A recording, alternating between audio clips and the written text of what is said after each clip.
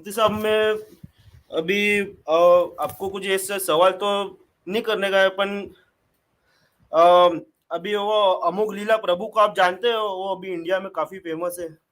नहीं। ये मुफ्ती साहब ये वो है, इस्कॉन। वो जिसका मैंने आपको बोला, वो ओह! अच्छा, अच्छा, इस्कॉन का, अच्छा, अच्छा, इस्कॉन का वो। हाँ हाँ, वो इस्कॉन वाला वो।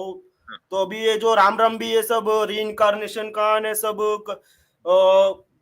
सब डिबेट कर रहा था, तो वो उसकी मैंने फेसबुक पे वीडियो देखी। वो क्या वो लीला प्रभु बोलते हैं, उसकी वीडियो मैंने देखी फेसबुक पे।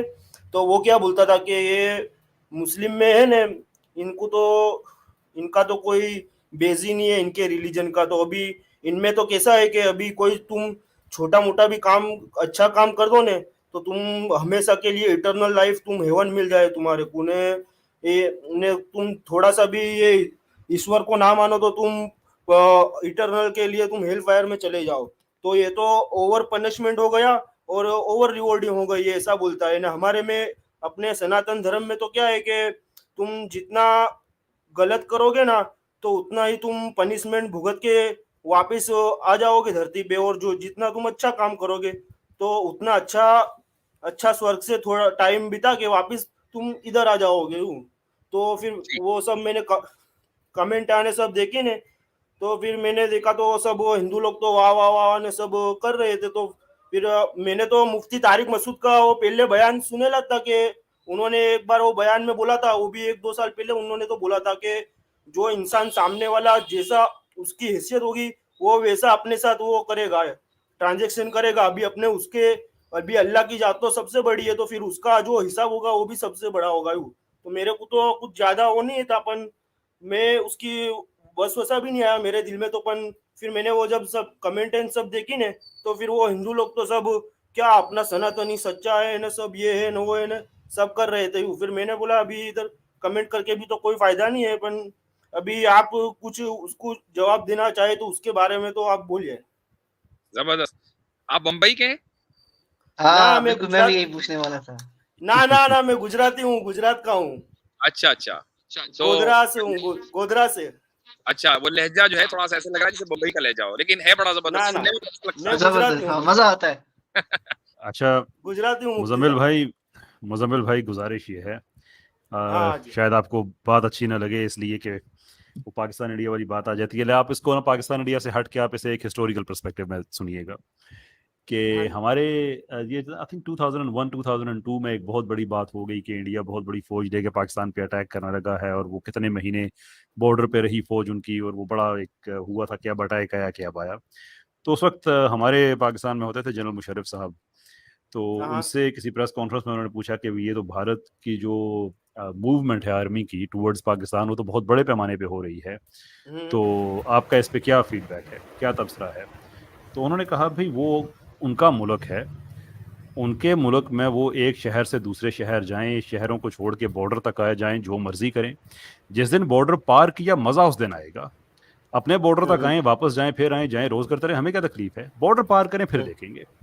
तो ये जिन साहब का आप बात कह रहे हैं, वो अपने चैनल्स पे जो मर्जी करें, जितनी वाहवाही सुने, ये है ना प्लेटफॉर्म, यहाँ पे आ जाएं, हमें कहीं और बुला हाँ। लें, हमारे सामने कहें दीन की बेस नहीं है, फिर स्टार्ट करेंगे उनकी किताबों से, फिर स्टार्ट करेंगे। वो अच्छा नहीं लगता, और भी यहाँ पे सनातनी भाई सुन रहे हैं, सबको ऑफेंड करना अच्छी बात नहीं है, लेकिन वो बातें हम करते रहते हैं, कोई ढकी हाँ छुपी जी। नहीं हाँ। है। कि बेस ढूंढते हैं, आप ही किताबों की कॉन्ट्रोडिक्शन सामने रख के आपसे पूछते हैं कि बताओ कि ये वाली बेस ठीक है या वो वाली बेस ठीक है। अपने चैनल्स पे जो मर्जी करें, कोई इशू नहीं है, बॉर्डर पार हाँ। करें एक दफा फिर पूछते हैं।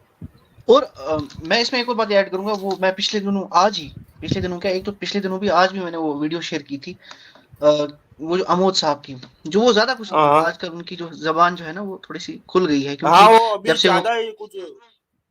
हाँ जब से वो केरला स्टोरी वगैरह, क्योंकि हाँ। वो हाँ। अपनी वो हाँ। फेम का इस्तेमाल कर रहे हैं, जब क्योंकि वो एक ऐसा बंदा निकला है, आईआईटी, आई गेस वो आईआईटीएन उनका है, आईआईटी फॉलोइंग भी छोड़ के ज्यादा वो, है ना, तो इसलिए फॉलोइंग भी हाँ है ना वो उनका, बस वो थोड़ा वो वो, जोन। वो सुनी सुनाई, वो बंदा सुनी सुनाई बातें कर रहा है इस्लाम के बारे में, ही डजंट हाँ। नो एनीथिंग अबाउट इस्लाम। सो मेरे हाँ। हिसाब से कैसर भाई जो है वो उनके लिए द बेस्ट रहेंगे हमारे इसमें। वो मेरे हिसाब से कैसर भाई को चाहिए, उनको एक ओपन चैलेंज करें, इसमें कोई। अच्छा, दूसरे ये कि मैं यहाँ ये कहना चाहूँगा मुज़म्मिल साहब, उन्होंने ये कहा ना कि भई इस्लाम में जो है वो एक अमल की, या तो ये कि इटर्नल रिवॉर्ड होता है या इटर्नल सज़ा होती है।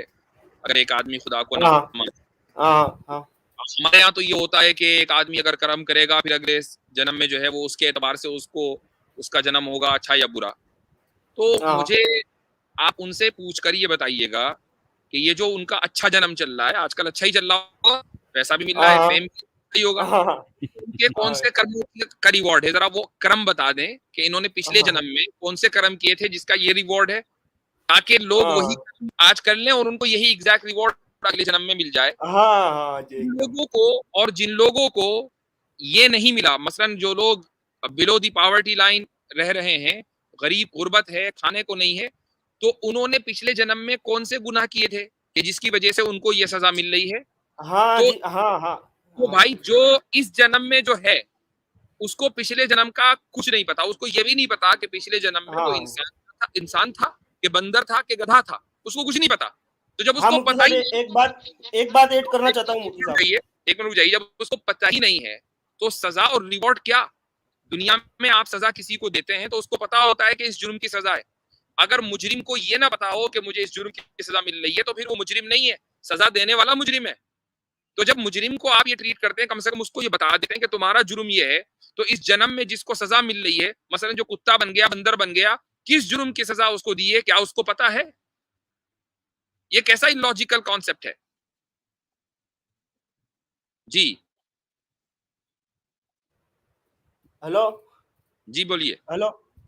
हाँ वो जो जैसा अभी आपने कहा तो वो एक दूसरी बात भी उसकी याद आ गई। वो ये भी कह रहा था कि ये मुसलमान बोलते हैं कि फिर ये तो टेस्ट है ने, ये इटर्नल लाइफ बाद में आएगी ने सब। तो ये कि वो आप जैसे बोल रहे हो वो वैसे क्या बोल रहा था कि फिर ये कैसा टेस्ट है कि कोई कोई तो पूरी आसानी से जिंदगी निकाल के चला जाता है और कोई को तो बेचारे को पूरी जिंदगी एक पल भी सुकून नहीं मिलता। तो फिर ये कैसा टेस्ट है?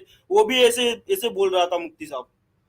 दोनों का टेस्ट है, जो जिंदगी हेलो, मेरे को तो कुछ वसवसा भी नहीं है ना कुछ नहीं है, पर मेरे को ये है कि बस आप जवाब दे दे तो मेरे वो सबको मालूम पड़े। ठीक है, अब जवाब देने दीजिए। जो आदमी आसानी के साथ जिंदगी गुजार रहा है उसकी आसान जिंदगी उसके लिए टेस्ट है, और जो आदमी परेशानियों में जिंदगी गुजार रहा है उसकी परेशान और दुख भरी जिंदगी उसके लिए टेस्ट है।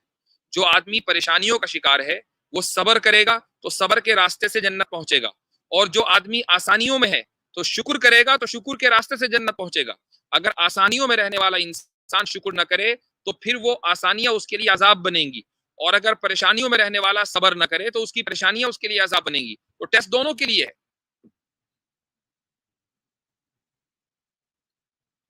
ठीक है जनाब, चलें, हाँ जी हाँ हाँ मुफ्ती साहब। शुक्रिया।